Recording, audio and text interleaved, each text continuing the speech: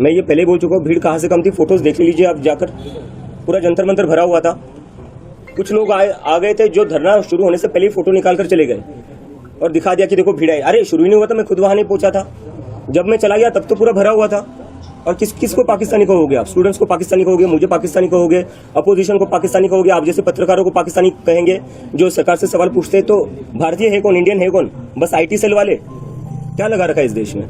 Education minister के इस्तीफे के बाद आपकी क्या डिमांड्स रहेंगी आगे? हम उसके लिए पूरा एजेंडा प्रिपेयर करें, जिस पर हम जाकर बताएंगे कि एजुकेशन में क्या क्या, किस तरीके से पूरा एजुकेशन सिस्टम फिक्स हो सकता है। और बात वही तक नहीं है, इस देश में एम्प्लॉयमेंट की भी बहुत जरूरी है।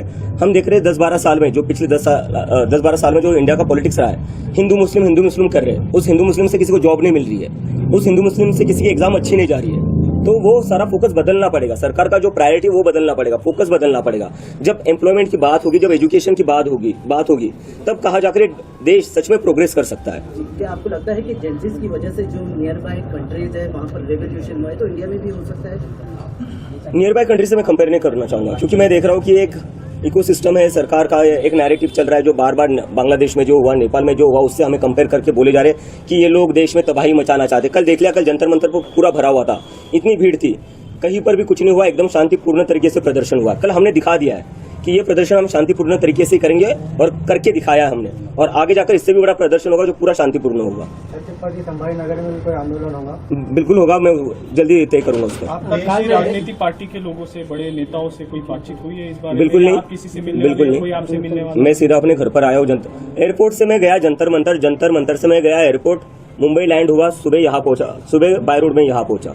अगर कोई इच्छा व्यक्त करता है आपसे मिलने की या आगे बात करने की तो? नहीं, ये जैसे कि मैंने पहले बताया, ये पूरा मूवमेंट जो है वो युवाओं का मूवमेंट है, इट्स फॉर द जेन जी, और उन लोगों का सभी पार्टियों से भरोसा उठ चुका है। तो जिन जिन लोगों को हमें समर्थन देना है वो बाहर से समर्थन दे सकते हैं, लेकिन हम खुद किसी से भी एसोसिएटेड नहीं होंगे, ये मैं बात क्लियर कर देता हूँ। ये देश के किस किस कोने से आया था, आपने कुछ इसको एनालाइज किया है, कुछ स्टडी किया? कल जो मैंने टी शर्ट पहनी थी वहां पर Indian Jersey, Indian cricket team की, वो एक लड़का आया था सिक्किम से, 1500 किलोमीटर दूर से आया था।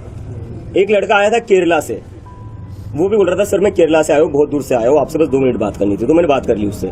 कुछ लोग आए थे उड़ीसा से, कुछ लोग आए थे बंगाल से, राजस्थान से लोग थे, गुजरात से लोग थे, महाराष्ट्र से, तो मतलब पूरी टीम में मेरे जितने भी दोस्त थे पुराने, वो सारे वहां पर ही थे। तो पूरे देश भर से लोग आए थे।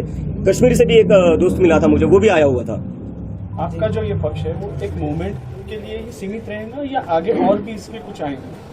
आप राजनीति में उतरेंगे, अपना अलग से पक्ष बनाएंगे? जैसे मैंने कहा कि राजनीति को बस अपना इलेक्शन की तरफ मत देखिए। इस देश का जो नुकसान हो रहा है ना, वो इसलिए हो रहा है क्योंकि आप लोगों ने ना राजनीति को बस इलेक्शन तक ही लिमिटेड रख दिया है। 5 साल में एक बार इलेक्शन करवा दो, उसके बाद सब भूल जाओ क्या हो रहा है क्या नहीं हो रहा है। फिर सब बिक जाते हैं, यहाँ बैठ जाता है, उसके पास बैठ जाता है, खरीद फरोख्त चलती रहती है अगले 5 साल। तो ये सब नहीं करना है हमें मुद्दे की राजनीति करनी है। देश दुनिया की ताज़ा खबरें और वीडियोस के लिए अभी डाउनलोड करें पत्रिका ऐप।